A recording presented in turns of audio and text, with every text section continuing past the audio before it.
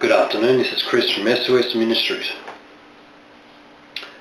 Subject: Second Coming of our Lord Jesus Christ. This study will have to be divided into two parts because of the lack of time that we have.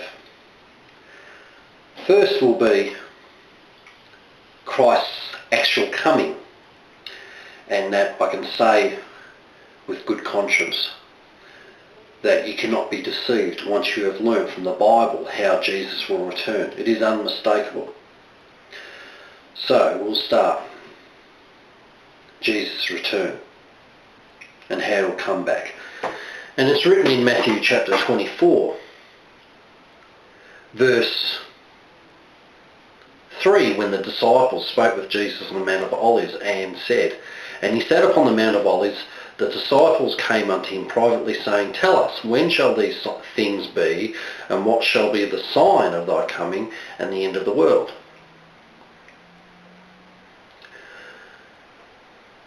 And Jesus answered and said unto them, Take heed that no man deceive you.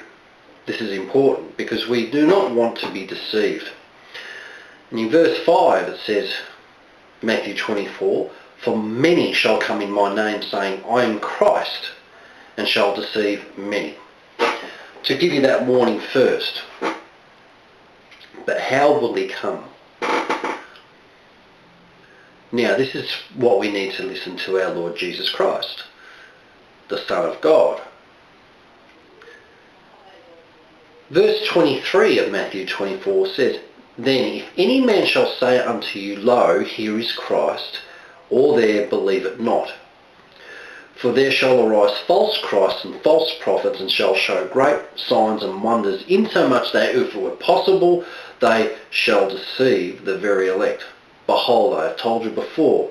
Wherefore, if they shall say unto you, Behold, he is in the desert, go not forth. Behold, he is in the secret chambers, believe it not. This is what he says afterwards, verse 27. For as the lightning cometh out of the east, and shineth even unto the west, so shall also the coming of the Son of Man be. So we must look up in an easterly direction. Verse 28. For wheresoever the carcass is, there will the eagles be gathered together. Immediately after the tribulation of those days shall the sun be darkened, and the moon shall not give her light, and the stars shall fall from heaven, and the powers of the heavens shall be shaken. And then shall appear the Son of Man in heaven. And then shall all the tribes of the earth mourn, and they shall see the Son of Man coming in the clouds of heaven with power and great glory. And he shall send his angels with a great sound of a trumpet, and they shall gather together his elect from the four winds, from one end to the other. So Christ said he'll come in the clouds. He also warned us, do not be deceived. Now if we look unto the east, up in the sky, and shall look for our Lord Jesus in the clouds, there's no mistaking that. So therefore, let's just obey the Bible. A full concise study on this subject, please write to me at SOS Ministries at aapt.net.au, or my PO Box 4103 at Keilor Downs, postcode 3038 in Victoria, Australia. What does Acts chapter 2 have to say about this? This is about Christ's coming, that he'll come in the clouds of heaven. There's no mistaking this. Christ has said, let no man deceive you. Acts chapter 1, verses 9 to 11 says, And when he had spoken these things while they beheld, he was taken up, and a cloud received him out of their sight. And while they looked steadfastly toward heaven, as he went up, behold, two men stood by them in white apparel, which also said, Ye men of Galilee, why stand ye gazing up to heaven?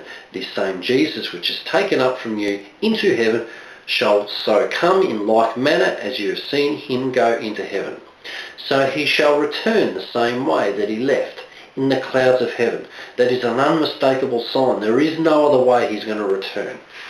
Revelation chapter 1 verse 7 says, Behold, he cometh in the clouds, and every eye shall see him, and those which pierced him, and every kindred on earth shall wail because of him. Even so, amen. Revelation chapter 1 verse 7. In Matthew chapter 26 verses 63 and 64. But Jesus held his peace, and the high priest answered and said unto him, I adjure thee by the living God, that thou tell us whether thou be the Christ, the Son of God. Verse 64, Jesus saith unto him, Thou hast said, Nevertheless I say unto you, hereafter shall ye see the Son of Man sitting on the right hand of power, and coming in the clouds of heaven.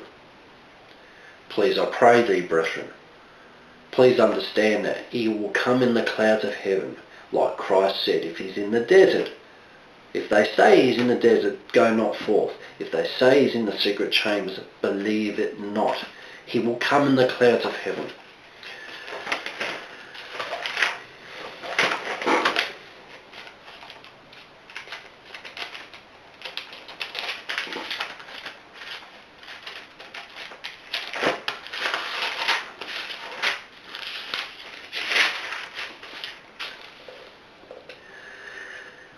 In 1 Thessalonians chapter 4, I'll just read verse 16, 17 and 18. For the Lord himself shall descend from heaven with a shout, with the voice of the archangel, and with the trump of God, and the dead in Christ shall arise first. Then we which are alive and remain shall be caught up together with them in the clouds, to meet the Lord in the air, and so shall we ever be with the Lord. Wherefore comfort one another with these words. There's no mistake, I pray thee, do not be deceived. This is the only way Christ will return, in the clouds of heaven. The devil doesn't want you to know this. He wants you to forget that unmistakable sign.